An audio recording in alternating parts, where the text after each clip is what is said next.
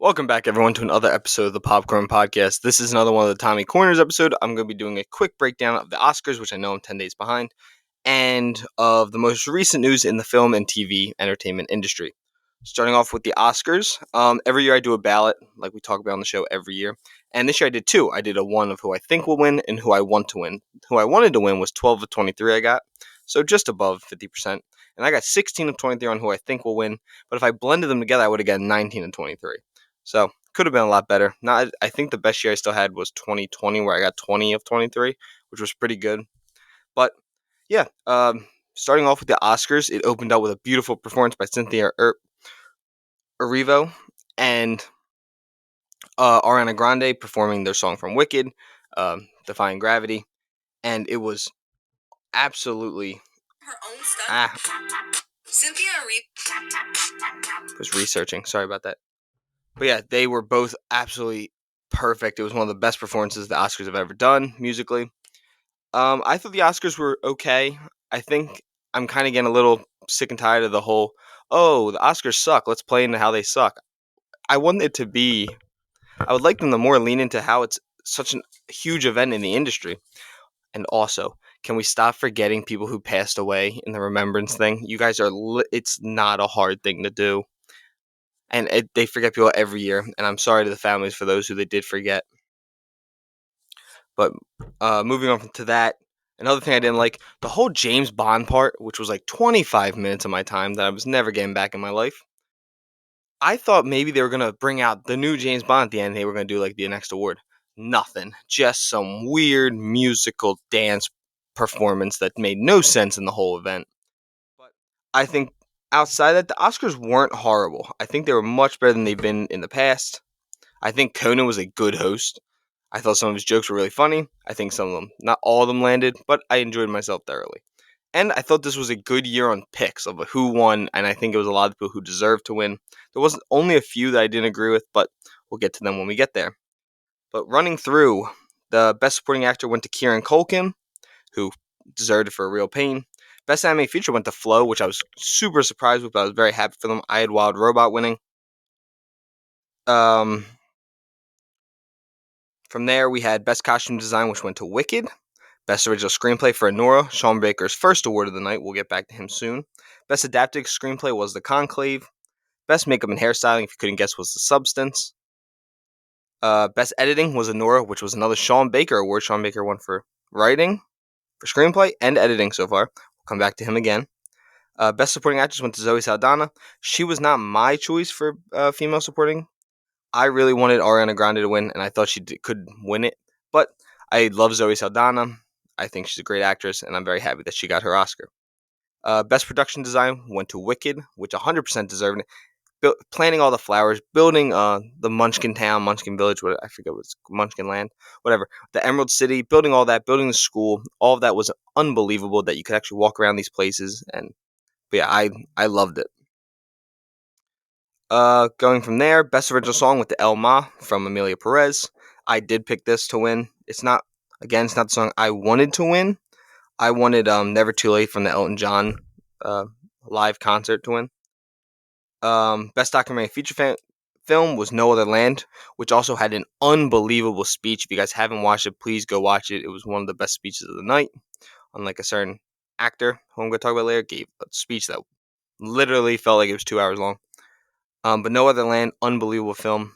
I did not pick it, though. What did I end up picking? Documentary feature. Sorry, I lost my place. Where the hell is documentary feature? Documentary feature. Yeah, I had The Porcelain War, which looked it was unbelievable to watch. I saw this and No Other Land, so it was between the two. And I just went with The Porcelain War just for what I liked it more. But No Other Land was also unbelievable. Best Sound, of course, went to Dune Part 2. We will see Dune again. I think it was either the next award. Yeah, it is the very next award. But for Best Sound, it beat out Complete Unknown, Amelia Perez, Wicked, and The Wild Robot, which I didn't think it was even a category. I knew Dune was winning that award. Dune Part 2, I'm sorry. Next award was Best Visual Effects, which was between Better Man, Alien Romulus, Kingdom of the Planet of the Apes, Wicked, and Dune Part 2. I picked Dune Part 2 in all my both ballots I did. But there was a small part of me that was kind of maybe like Alien Romulus might sneak in there and steal the award, which I thought would have been really cool for a horror movie to take home an award like that. Going from there, best cinematography went to The Brutalist, which is a stunning film. And yeah, if you haven't seen it, go watch it. Cinematography is unbelievable. The score is amazing. Performances. Don't love the use of AI, but I think Brody Corbet, the director, did a really great job. And I thought his speech at the Golden Globes was unbelievable. Best international feature film was I'm Still Here. It's an unbelievable. It is a great film. It's one of the. I didn't watch all the international films this year. I did watch I'm Still Here. I watched Emilia Perez, and I watched Flow. I'm Still Here was the best out of all those, and I'm not gonna lie. Once I'm Still Here won this, I was like, there's a chance this could pull Parasite and kind of win later on if it wins best. It could maybe sneak in, but most of the time it's not going to do that. But I thought about it, but that's not who ended up winning. Best score went to The Brutalist. As I said, it's an amazing score. Even from the trailer, if that's all you watch, you're still going to think that's a beautiful, beautiful score that they put with that. Best actor went to Adrian Brody, and that's what I'm talking about. His speech was so long. I think it was 5 minutes and 20 something seconds. And then he told the music to stop, shut up, and all that. I wasn't a huge fan. I'm not an Adrian Brody supporter. I did not want him to win Best Actor.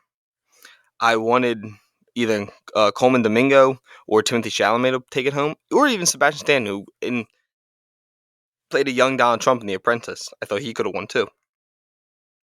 From there, we had Best Director, which Sean Baker took home again for Anora. So that is Sean Baker's third award of the night. I think third. He got Screenplay, Editing, Director. I thought he won something else. Maybe he does. And then the biggest surprise for me of the night was Mikey Madison took it home for Anora. On who I wanted to win, I put Mikey Madison. Who I think was going to win was Demi Moore. And I love Demi Moore. I thought she did a great job in The Substance. But I thought Mikey Madison was the best performance of the entire year. Male, female, lead, supporting. She was unbelievable. I was so excited that she won. And yeah, I was very happy for the whole thing. What else did it win? Editing? It won something early on. Editing, Screenplay, Best Director. Editing, Screenplay, Best Director. Maybe it was 4? I thought it was 5, but we'll see in a second. And then Anora takes home Best Picture, which again I was super excited for. I had it on both my ballots as what I think should win and what I wanted to win. But when Mikey Madison won, I actually yelled. I was so genuinely excited for her. I love Mikey Madison. If you have listened to the show for a while, me and Ryan, we're not mean to Mikey Madison. We just called her character in Scream 5 the bitch because she was just an asshole in that, and she was perfectly cast. She's one of the best Ghostface in my opinion. I love how she acted. Fuck her though for killing Dewey. But besides that, Mikey Madison, unbelievable performance in Anora. And if you haven't seen Anora, it's not for everyone. It does follow sex work and all of that. It's vulgar. There's a lot of nudity, a lot of sex. But it's an unbelievable film. Sean Baker continues to prove he's one of the best directors working. And this Oscars was a huge win for independent filmmaking. And Sean Baker talked about it during his awards and all of his speeches. And yeah, when it took home Best Picture, I was, again, just so excited. It gives me hope, and I think gives so many other young, aspiring filmmakers so much hope in the industry. When you see a movie like this beating out The Brutalist, not The Brutalist, Brutalist is a bad example, beating out Complete Unknown, Conclave, Doom Part 2, The Substance, Wicked, these big budget films, everyone that you watched. And it was just unbelievable. I loved it. I'm so happy for Neon, who I'm a huge fan of their company. Neon, if you ever somehow listen to this podcast, please reach out to me. I love to work with you guys, work with that company. But Mikey Madison, unbelievable. Sean Baker, unbelievable. Yeah, I'm sorry, it wasn't 5, it was 4. Sean Baker won for Best Picture, Best Director, Best Original Screenplay, and Best Editing. He's the first person to ever do that in the history of the Academy Awards. But yeah, Mikey Madison, Anora, Sean Baker, awesome. It has a 93% critic score for everyone who's wondering, and an 89 audience score. The movie, I think, is great. I loved it. I've seen it 3 times now. And yeah, so there's my little quick run through of the Oscars. I give the Oscars like an 80. I think they did okay. No, I'm probably 75. But the awards, I'd pretty much say they're almost spot on for the entire thing. There was nothing I was truly mad at. Like there's been years in the past where I just didn't think they picked the right winner. Jamie Lee Curtis for Everything Everywhere All at Once, possibly. But moving on from the Oscars, we're going to go through quickly and talk about the most recent news, trailers, and stuff that's come out of the entertainment industry. First, we got a new trailer for the Millie Bobby Brown and Chris Pratt film The Electric State, directed by the Russo brothers, which will be premiering March 14th on Netflix. And it looks like ass. It looks I like the concept of the idea, but there's the Russo brothers. I just think there's not substance to these stories. The Gray Man, Cherry, this. I just think a lot of the movies haven't hit. We got officially that only murders in the building. Season 5 is officially back in production. I've yet to watch the show. It's on my list. I know I'm falling behind. I'm behind on Severance, behind on Reacher, Daredevil. I think I'm actually up to date, which we are doing a review. It's coming soon. I promise. We were just waiting until the third episode came out. We got a new poster for Mickey 17, which I hope to see either today or tomorrow, and also do a review on. Hopefully, we can do Daredevil on that maybe together. The new Bong Joon-ho film starring Robert Pattinson, Naomi Ackie, Stephen Yeun, Toni Collette, and Mark Ruffalo. We got a trailer for the third season of Dark Winds, the AMC detective drama. Last Breath, the fucking Woody Harrelson and Simu Lee movie. It's based on a true story. Is officially verified hot by the audience score with a 91 on the popcorn meter. We got our first look at a xenomorph in Alien Earth. I like the design. I'm very excited. I love Alien, so I'm a sucker for this franchise, but I can't wait. And we got our first little look at The Bear Season 4. It was a little 10-second clip. Very excited. It's one of the best shows on television. If you haven't watched it, please go watch it. It's so good. Quick little run through of the awards tour, the top movies of 2024. Coming in, this has shocked me. In fifth place was The Wild Robot, which won 76 awards throughout the whole campaign across all award shows. Dune Part 2 comes in with 81 wins. The Brutalist with 106. The Substance also with 106. And Anora with 109 wins, including its big night at the Oscars. Which is crazy how good some of these movies were. It was shockingly a good year for film when me and Ryan were not super sure of it. Box office totals from the weekend of March 3rd was Captain America Brave New World at 15 million, Last Breath 7.8 million, The Monkey 6.3 million, continuing to make a good solid amount of money off such a small project. Celine Song's new film, The Materialist. Celine Song, for those who don't know, she made my favorite movie from last year, which was Past Lives. This one stars Dakota Johnson, Pedro Pascal, and Chris Evans. Chris Evans and Dakota Johnson are a married couple, and she falls in love with Pedro Pascal. I don't want to talk about these things because we got a first trailer for the new Guy Ritchie series, which comes out on March 30th, titled Mobland, starring Tom Hardy, Pierce Brosnan, and Helen Mirren. It looks really good. It's going to be on Paramount Plus. It looks like a different style show, and Guy Ritchie does some awesome mob stuff. If you haven't watched any of them, highly recommend. We got our first trailer for Kevin Bacon's new show as the Devil's Bounty Hunter in The Bondsman. It starts streaming April 3rd on Prime Video. Directors Ray Mendoza and Alex Garland shared a special behind-the-scenes look at Warfare, which debuts on April 11th. A team of soldiers, as they are ambushed while in Iraq during 2006, is fully based off of Ray Mendoza's own experiences from his own memory. But I really liked it because they talk more about how they met when they were working on Civil War. He did he's kind of like their liaison on the military side of things, and he gave an amazing job on Civil War, and I can only imagine how great this is going to be. Succession creator Jesse Armstrong has a new film that premieres on Max this spring. It stars Steve Carell, Jason Schwartzman, Corey Michael Smith, and Rami Youssef. Daredevil Born Again currently came out with a 77 on the tomato meter with 35 reviews. It then jumped up with 48 reviews to an 81, where it was certified fresh. And from there, Zero Day, the post-apocalyptic Robert De Niro, not post-apocalyptic, I'm trying to think, after a fallout, where he's the president. That's the most popular show of the week. Daredevil Born Again premiered finally, and I will say I was very excited, and I'm not going to say anything else about it. The Russo brothers have revealed the estimated runtimes for the two Avengers films. Avengers Doomsday is 2.5 hours. Avengers Secret Wars is 3 hours. I'm not going to talk about that. We got our first trailer for the Demon Slayer film, which will be in theaters September 12th. We got a special look at Andor Season 2, which premieres on April 22nd. We got a poster for Ben Affleck and John Bernthal in an all-new Accountant 2 look, which debuts April 25th. Bong Joon-ho as Mickey 17 is certified fresh and 85% on the tomato meter. The first critic reviews for Daredevil Born Again a bloody, brutal, and thought-out scripted Marvel resurrection. We got a new sneak peek for the newest episode of Prime Video's Invincible, which I can't watch these clips because I've not done season 2 yet. I know, again, falling behind. We got our first reviews for The Black Bag, and that's the new Soderbergh film, and is a 92% with 13 reviews. Running Point has officially been renewed for season 2 and Netflix. Don't even know what that is. We got our official critic consensus though for Daredevil. This was 6 days ago. Charlie Cox Daredevil with his virtuous intact, namely Vincent D'Onofrio as his terrifying adversary, born again as an ambitious and at times ungainly crime saga that marks a mature tonal shift for the MCU. I will say, much darker than anything else we've gotten in the MCU, so I am happy with that, but I still have other thoughts. Pedro Pascal, Caitlin Dever, and Bella Ramsey are Pedro Pascal, I hope I said that. New images of them for The Last of Us Season 2. I'm trying not to watch trailers or look at anything for this because I'm so excited. It's one of the best shows that I've seen in my life. I loved Season 1 and I can't wait. But that premieres April 13th on Max.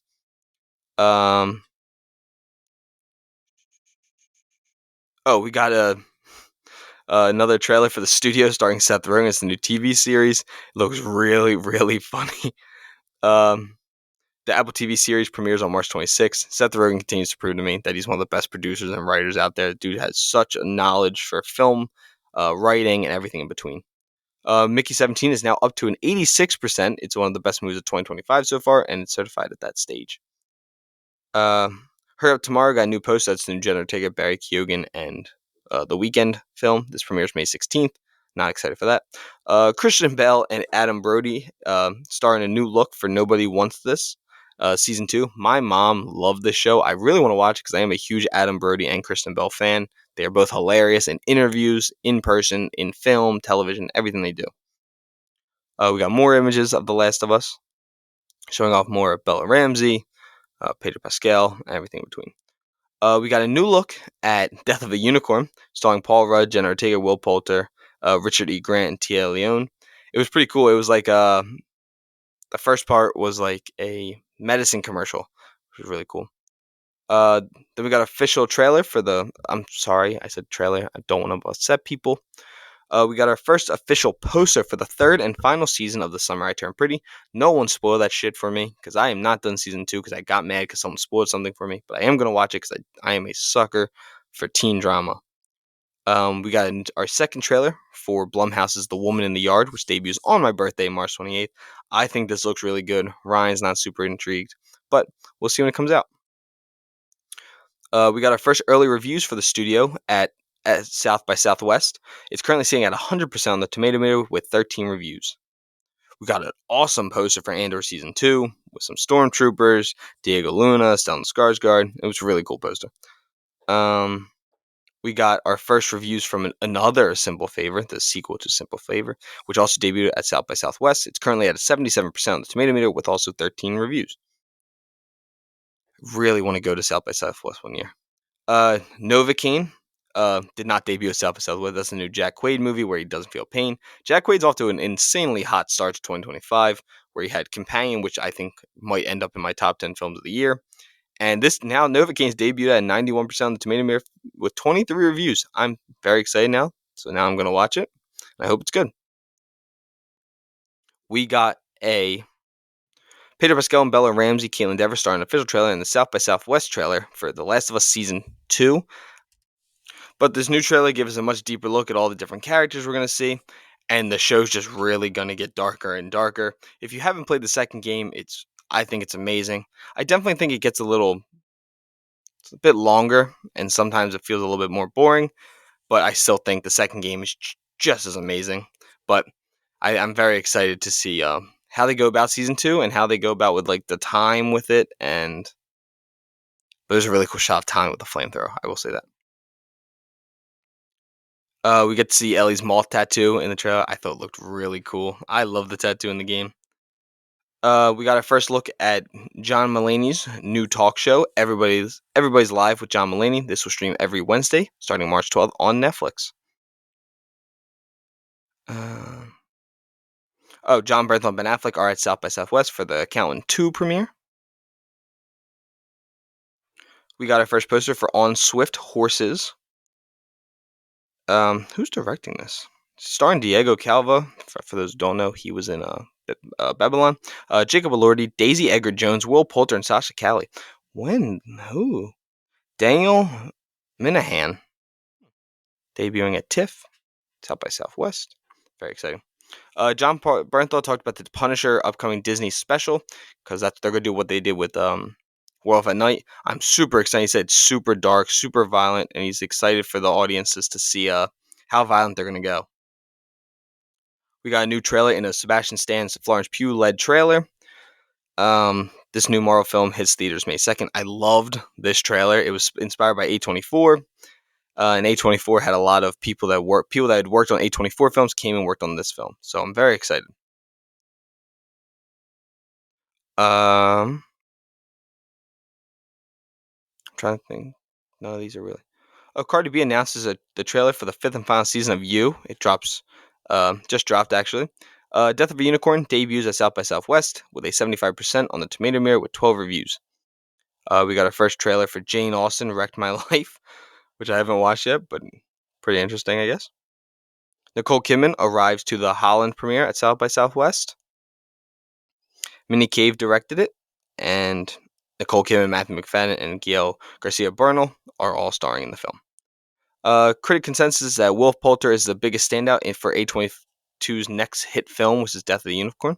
So people seem to like it, the horror comedy. Penn Badgley stars in the official trailer for the final season of You. I've never watched You. I tried to get into it the first season, was not for me. We got our final trailer for Jack Quaid's Novocaine, which I am fully sold now to go watch. The Accountant 2, which me and Ryan have really hated on the trailer, it debuted at 86% with 22 reviews at South by Southwest, a film I was not expecting to debut there. The Life of Chuck, we got our first poster for that, which is the new Mike Flanagan film, which stars Tom Hiddleston, Chiwetel Ejiofor, Nick Offerman, Matthew Lillard, Karen Gillan, Mark Hamill, and more. The Righteous Gemstones Season 4 debuts at 100% on the Tomato Meter with 14 reviews. Snow White got a new poster. Debuts March 21st. For those who don't know, they are kind of scaling down the red carpet event. It's not going to be a big event like Disney wanted it to be due to the controversy surrounding Rachel Zegler and Gal Gadot. The Drop, which is another movie me and Ryan I was excited for at first, and I thought the trailer kind of lost me. But debuted 100% at South by Southwest. It's only 12 reviews, so I'm going to keep watching to see how it feels. Critic consensus on Mickey 17 is that finds Bong Joon-ho returned to his fort of daffy sci-fi with withering social critique at its core, proving along the way that you can never have too many Robert Pattinsons. I'm very excited. 79%. Matthew McConaughey arrives at South by Southwest for the rivals of Messiah King. Okay. Critic consensus for Invincible Season 3 debuts at 100%, muddying the waters of justice and adding droplets of blood for good measure. Invincible and his titular hero reach their prime with this epic third season. March 26th, we're going to be able to see. Oh, Princess Mononoke is a 4K it's restored in 4K. It's going to be an IMAX. It's pretty cool. We got an exclusive mid-season trailer for Reacher Season 3. Can't watch that, though, because I'm not done the first half. Gene Smart and Hannah Annabinder star in a trailer for Hack Season 4. Haven't watched that yet. Conan Must Go has been renewed for a third season. Mickey 17 continues. It's the same thing. It's just saying it's 77 now. Damn, it keeps going down. I don't like that. We got our first trailer for John Hamm, who's starring in Your Friends and Neighbors. The new Apple TV series will premiere April 11th. I thought it was a really interesting idea, and I can't wait. But yeah, that is all the news for today. And since the Oscars, so I know I went through a lot of stuff today in a short amount of time. I'm very sorry that it took so long to do the Oscar episode. A lot going on, a lot of job interviews, a lot of stuff working for the script, the streaming, everything in between. But I'm so thankful for you guys' amazing support on our content recently. The YouTube, the TikTok, everything in between has been so amazing for me and Ryan, me and Connor, everyone. That we're just super thankful for you guys. And I can't wait to keep doing more of the podcast. I'm going to be more consistent. It It is my New Year's resolution. And I promise we're going to have a lot of great content coming up. We got Mickey 17 review. We got Daredevil. We're going to get Reacher. We're going to do Severance. We're going to do a bunch of shows. We're super excited for The Last of Us Season 2. And yeah, we're just very thankful that you guys continue to check out the show and listen to it and enjoy seeing what we have to think about this stuff and all the opportunities you guys have opened up for us in our futures, in what we want to do in the film industry, entertainment industry, and everything in between. But yeah, thank you guys so much for listening to the show, and I will see you in the next episode. But first, make sure to go check out the Twitch. Make sure to go check out TikTok, YouTube, all the other platforms. Make sure to go check out our Patreon page. That's where you can actually contact us, play games with us, stream with us, everything cool in between. But yeah, thank you guys so much, and I'll see you in the next episode, which will will be a Daredevil Born Again review of the first 3 episodes. Thank you guys so much, and I will see you in the next one.